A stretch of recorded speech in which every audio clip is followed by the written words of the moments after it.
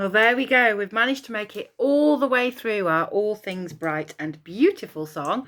And happy Thursday to everybody. For me, it's Wednesday evening. I've just got home from school and I thought I'd record this assembly before I got on with making my tea. And the first thing I want to share with you today is probably the best part of my day today. And this afternoon, I was doing some really, really hard work in the office and I had a knock on the door and it was Mrs. Maguire. And she said, "Oh, Mrs. Scarterfield, the children are really, really, really desperate for you to come and see what they've been doing in their classroom because they've been inspired by your assemblies this week. And they had a little bit of spare time and they've made something special." And so off I went to year 4, to the year 4B bubble. And I found that they'd made some origami. And they have made, you won't believe this, some creatures small. They've made some origami frogs. And when these are on a surface, if you actually tap them on their backs there, they actually jump. So this origami frog was made by Arthur. So well done, Arthur. You've made a lovely origami frog. It looked like it was quite difficult. I think he'd had to really persevere and keep going with it. And then we had, Erin was really proud of her frog. And I've promised Erin that I will return this to her in the morning so that she can take it home tomorrow night. But thank you for lending me your origami frog. You can see the construction there that makes it jump forward a little bit. And then Bobby has made an origami frog, but it's not a green frog. It's a blue frog. And before you all say, "But hang on a minute, frogs are greeny brown." Well, I've researched it, Bobby, and you are absolutely right to make a blue frog because some of the teeny tree frogs from the Amazon and from the South Americas are blue. Some of the poison dart frogs. So yeah, you can absolutely have a blue frog. So well done, Bobby. I think you've made a poison dart frog there, which is even more exotic. So well done, year 4. That was such a nice part of my day, and so happy that you were doing something linked to our assemblies this week, which are, of course, celebrating all creatures great and small. And the other thing I've learned today, that is in year 6, in year 6B class in school, they are having a quiz every day and trying to guess what animal I'm going to be producing. So I don't know what you've guessed for today. It is a creature, and I'll give you some clues. I'm really proud of it because it was really hard. Here we go. Okay, here's clue number 1. Okay, my animal is not a bird. My animal is not a mammal. Or is it a mammal? Yes, I think it is a mammal. It is a mammal. What am I saying? It is a mammal. But it is a rodent. So it's a particular type of mammal. And my final clue, and I think you'll probably guess it from this, my animal today comes in 2 colours in Britain. You can get grey ones and red ones. So have a think. Today's creature, wait till you see this, and getting better and better, is a squirrel. There he is. There's his bushy tail and his feet down here. And I've made a red squirrel. There's 2 types of squirrel that live in Britain. The grey squirrel, which is the one that we most commonly see, and the red squirrel, which used to live everywhere in Britain. They were the most common ones that you'd see out and about in the early 1900s. But over time, the grey squirrels have taken over, and the red squirrels now are only found in certain places. I've seen them twice. I've seen them in the south of England when I once went on holiday to Dorset, to a place called Brownsea Island, where they still have a colony of red squirrels. And I've also seen them when I went on holiday to Centre Parks up near Penrith in the Lake District at the Windfell Centre Parks, and they've got absolutely loads of red squirrels still happy and living there, and they're the dominant species there. So what do you think? It was so complicated. I'll just show you the instructions.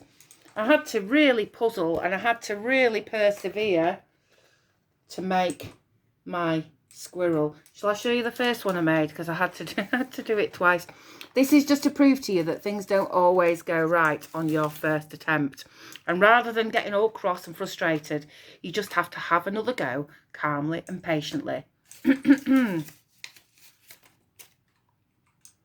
Yeah. There we go. So you can see that attempt number 1 just didn't work out for me, and I was trying to do it at work before I finished for the day, and I said to Miss Horsefall, I just can't do this. I'm going to have to just take it home and have another go once I've had a little rest. And there we go. I did. I concentrated hard and made a better squirrel. So today's story, you'll really like this story, is all about a squirrel, not a red squirrel like the one I've made, but it's about a grey squirrel called Cyril. And Cyril's quite a lonely squirrel, and he finds a really good friend. It's a story about squirrels, but it's also a story about friendship, and it's called Cyril and Pat. There's Pat there.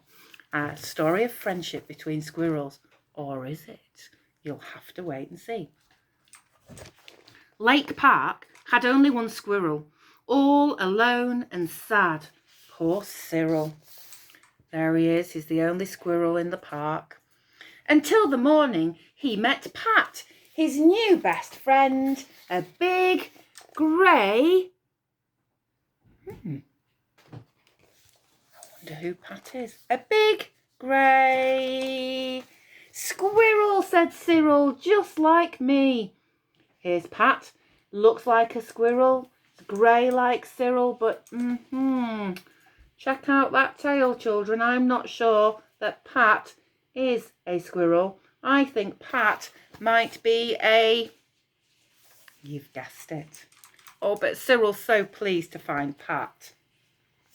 Pat and Cyril spent each day thinking up good games to play.